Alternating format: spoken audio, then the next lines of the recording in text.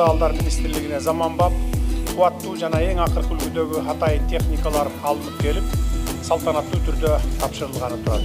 Мындан сырткары 33 даана тез жардам унаалары Борбор шаарыбыздын калкын тейлөө үчүн республикалык бюджеттин эсебинен сатылып алынган 120 даана автобустар тапшырылганы турат.